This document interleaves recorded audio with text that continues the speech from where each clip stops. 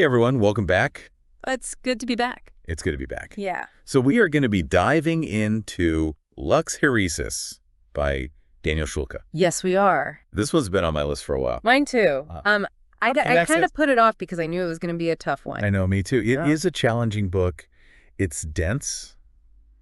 It's a lot of information, but I'm actually really enjoying it. Yeah, and this is a book that you really want to take your time with, I think, because it's so dense and it has a lot of information, but it's also got a lot of like really beautiful poetic language, and I feel like if you kind of rush through it, you're going to miss a lot of the nuance. I agree.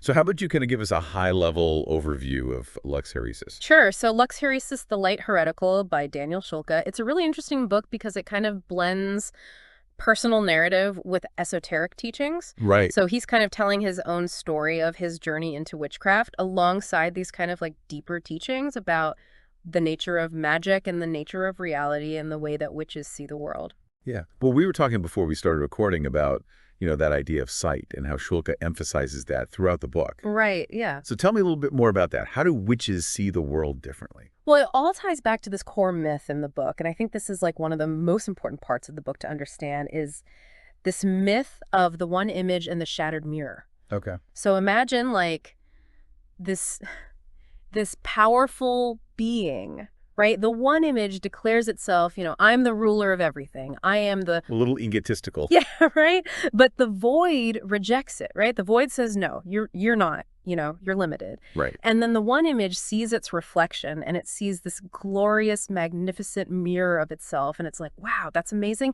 And that becomes the world. Right. It's the world. It's filled with everything, beauty, ugliness, all the different aspects of existence. And the spirit is kind of like the breath of life that animates it all. So the mirror is like the blueprint Exactly. of existence. And I could see why the one image would be a little jealous. Absolutely. And the one image sees this mirror and it's filled with jealousy and it shatters it. Wow. And it shatters the mirror into, countless fragments across eternity. Okay. And that shattering also breaks apart the spirit within the mirror. So if the mirror represents reality, does that mean that we're all just like living among these like broken fragments? That's a great way to put it. Yeah. Wow. And what's really interesting is that, out of this shattered reality, Schulke says different groups emerge, right? Okay. Some groups are trying to keep the mirror broken, right? They want to enforce a very strict order, and he kind of links that to orthodoxy. Right. And then you've got other groups who are trying to reassemble the pieces, right? They're trying to like put the mirror back together, and that's kind of linked to heresy. It's making me think of how people, cling to their beliefs, even as, things are like literally falling apart.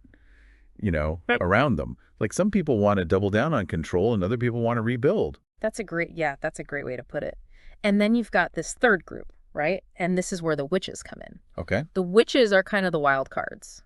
They're not just trying to fix the mirror. They're trying to, use those broken pieces. To create something new. To create something new, exactly. Yeah. So they're not necessarily good or bad. They're just like, we're going to work with this chaos and we're going to see what we can create from it. They're going to use it to their advantage. Exactly. That's really interesting because, it really challenges the stereotype of what a witch is.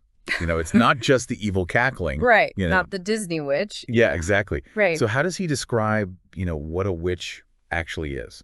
He talks about 3 key things that he sees as being central to witchcraft. 1 is preparing the way for the returning dead. Oh, wow. 2 is the ecstatic power of the Sabbat, which is like their ritual gathering.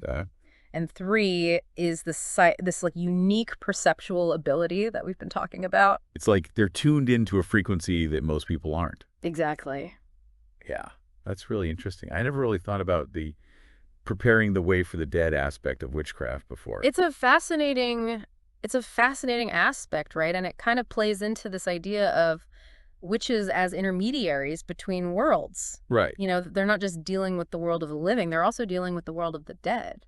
Yeah, that's a really good point. I think a lot of people don't realize that. And it's important to note here that, Schulke doesn't shy away from like the darker aspects of witchcraft. Right. He acknowledges that there is the potential for harm. There is the potential for, things to go wrong. Right. But he also shows, the incredible creative power that they wield. That makes sense. It's not black and white. Right. It's like any powerful tool, it can be used for good or bad.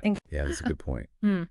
So we've got witches who are kind of navigating this shattered reality, Right. and they're working with these powerful forces.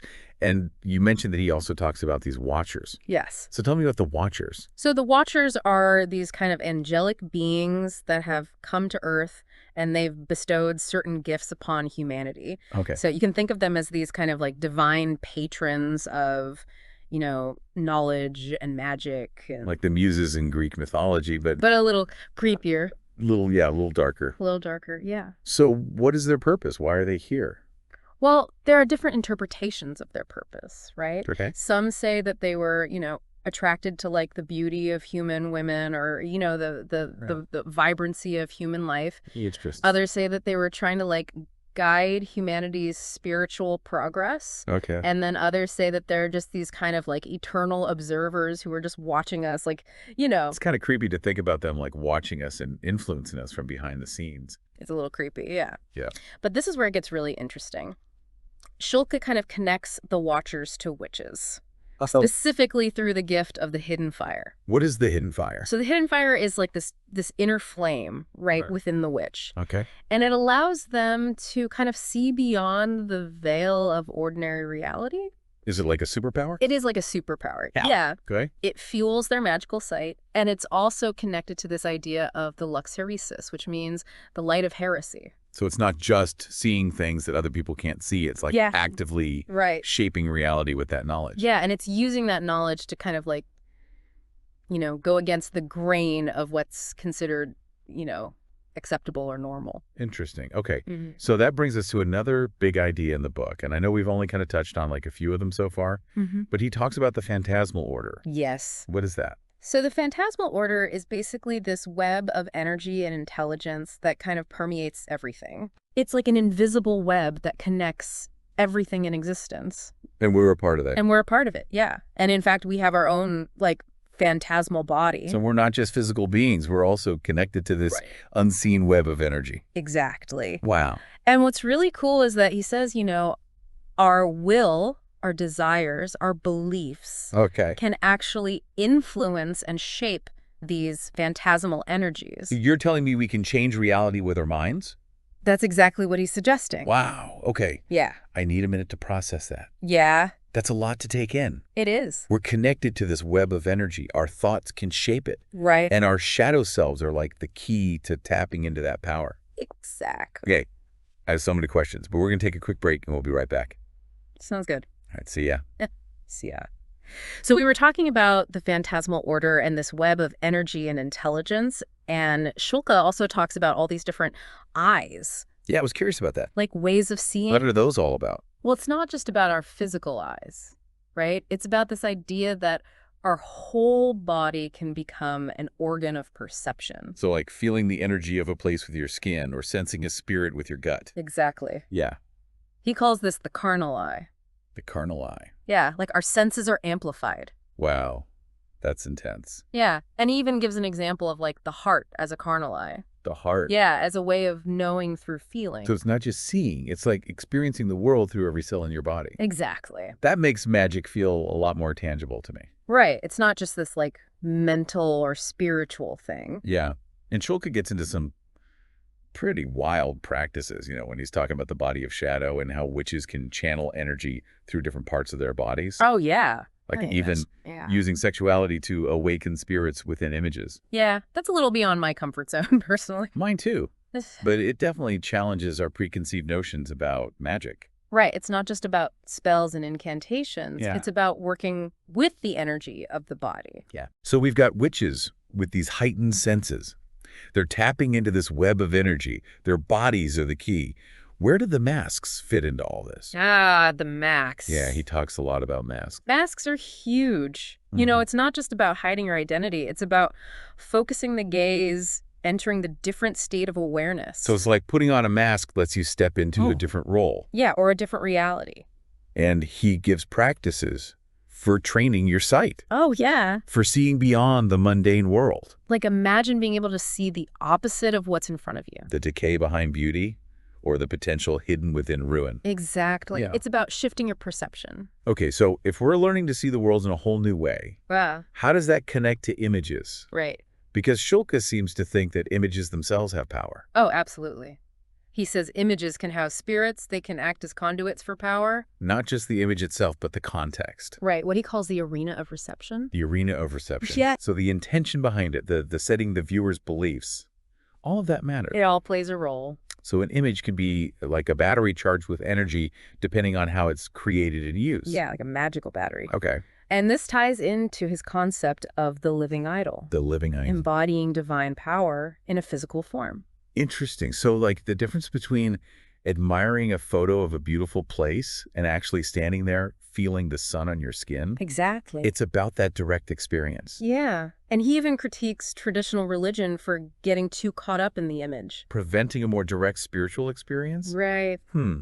That's interesting. And then he brings in this idea of memory as a source of magical power. Oh, wow. He talks about different routes of anamnesis. Routes of what? Anamnesis. Anamnesis. It's a mouthful. It is. But it basically means ways of accessing hidden knowledge. So it's not just about book learning. Right. It's about unlocking the wisdom that's buried deep within us. Yeah. He even uses this analogy of the corpse of forgotten knowledge.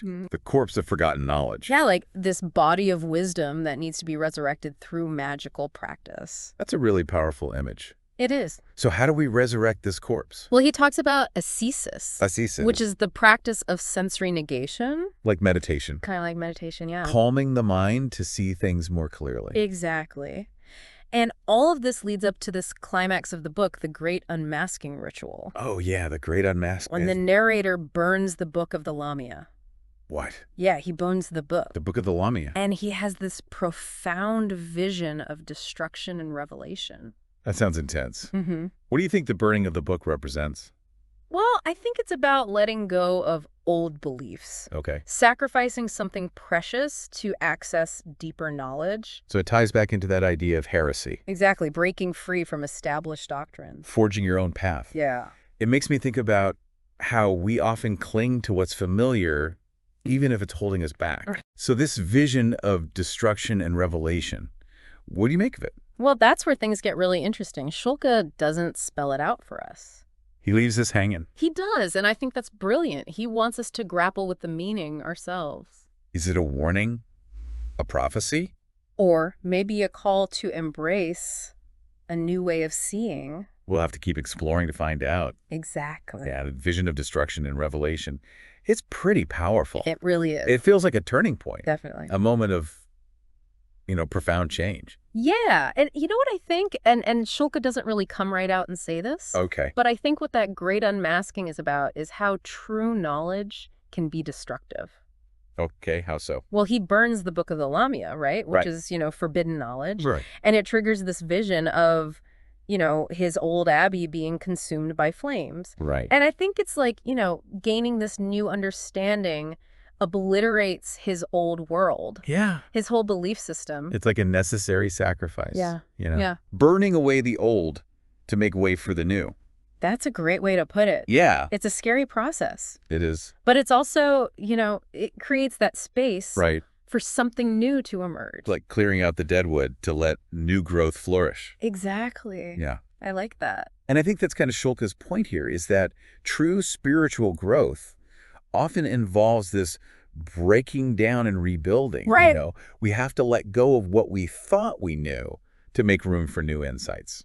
That's a powerful idea. Yeah, it reminds me of the phoenix rising from the ashes. It does. So much of this book is about transformation, about becoming something more. Yeah, it's not just about hoarding knowledge. It's about fundamentally changing the way that you see the world. It's like those optical illusions where you see one thing and then suddenly your perception shifts and you see something completely different. Exactly. Wow. And it can be uncomfortable. Yeah. It can be painful. Right. To confront our deepest fears and let go of, everything we thought was true. But it can also be incredibly liberating. Absolutely. Like breaking free from a cage you didn't even know you were in. Yeah.